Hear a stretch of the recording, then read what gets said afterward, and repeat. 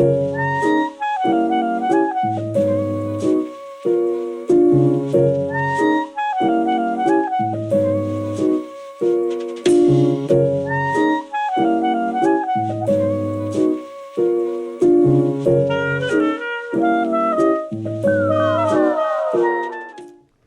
and welcome to another episode of The General Discussion, Herkimer College's video podcast produced by media and communication majors.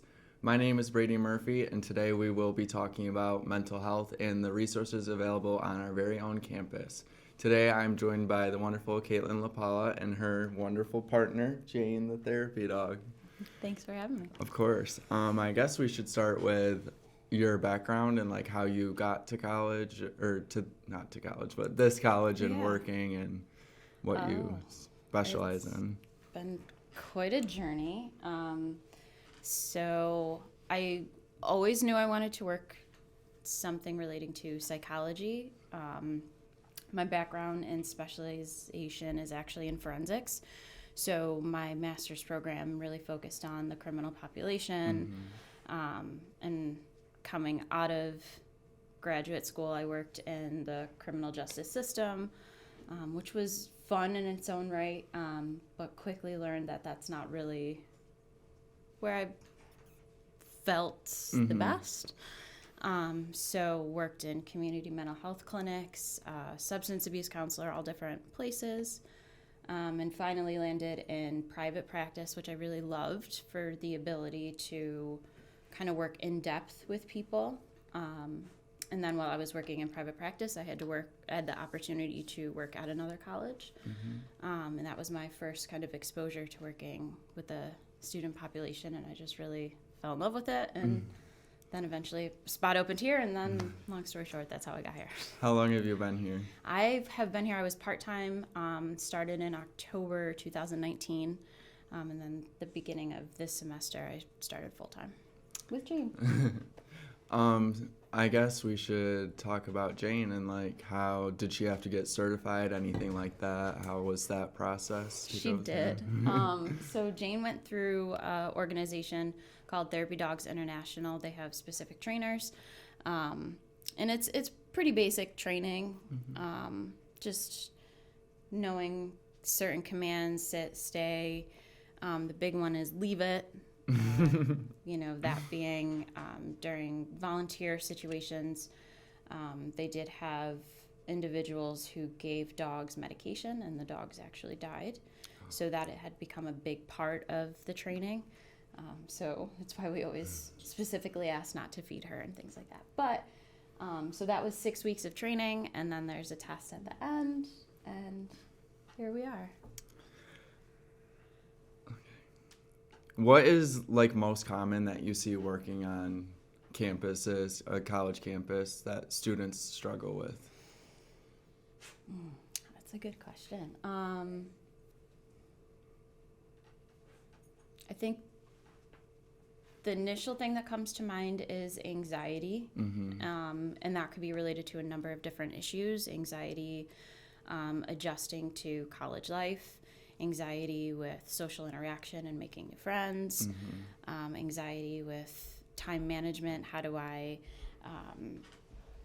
have a social life and maintain relationships at home while also doing schoolwork, and if they have dual roles as student athletes or workers on campus, or jobs off campus.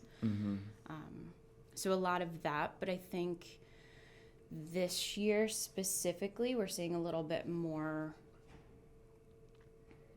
I guess what I would say, intense mental health struggles. So more bipolar disorder, more students coming in with a history of mental health where they're coming in on medications, having already been involved in therapy, which is great that they are getting what they need. But I think it's also a challenge for the counseling center to really meet the needs of all the students. So we do a lot of work with community organizations and referrals to make sure that any student that comes in has the adequate level of support that they need. Yeah, that all sounds very familiar. Yeah. Do you think that the pandemic was one of the major stems of like mental health problems? Because I know for me it created a lot of issues.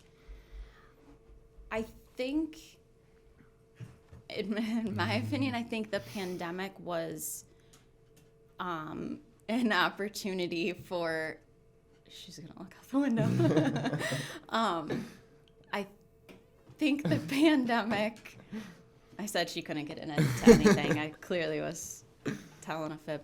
I think the pandemic really just was a spotlight, I think, on the level of seriousness of stuff. And it was a way. That's not yours, Jane. Come here. Give me that. Sorry.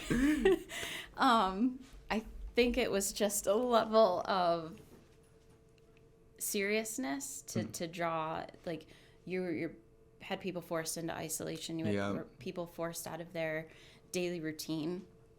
And I think that highlighted some of the stuff that already existed. We're not going to destroy that.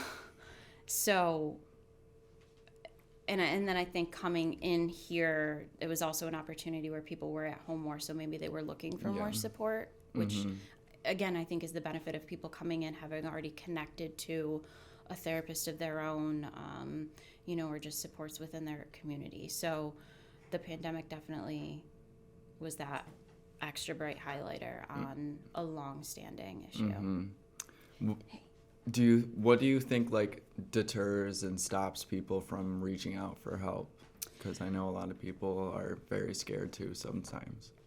I think stigma still, unfortunately, is a huge problem. The idea that if anybody is dealing with something relating to mental health and they have, something seriously wrong with them, or it's like a character defect of their own, especially for men and, minority groups, different cultural reasons. So that's always really discouraging to try and work against that and help educate people that seeking help doesn't mean there's something terribly wrong with you. It just means a system that once served you, a way of functioning that you once learned that was really effective is no longer effective. And that help is just there to learn something new. Are there any, like, I don't know if this is the word or not, like, physiological, like, effects do you think, like diet, sleep, that kind of stuff that goes into one's... Oh, absolutely. Especially a college student. Absolutely. Sleep is a huge, huge factor. And not only physical health, but mental health as well. Getting consistent, good sleep is one of the easiest, it's not easy to do, but easiest accessible things that anybody can do. And definitely in the college population, that's one of the first things to sacrifice. Yeah. And we also know the research coming out more proving that diet is huge. And that doesn't mean someone needs to eat like a perfect, all, healthy diet. It just means primarily fueling your body with nutritious things. And then the other things come in too. And then physical movement, those three things, sleep, diet, and physical movement, just any intentional physical movement. I think that was something that really suffered during the pandemic because everybody was at home. Yep. So going for walks, yoga, going to the gym, any type of intentional movement can be just incredibly beneficial. Do you have any other, like, maybe strategies with, I don't really know how to word it, but, like, any strategies to help a student stay positive besides obviously coming to talk to you guys? I think there's a lot of different ones. It depends on the student and what they have going on. One of the things I would love to see students do, and I know they don't love to hear this, is really be mindful and intentional with their social media use.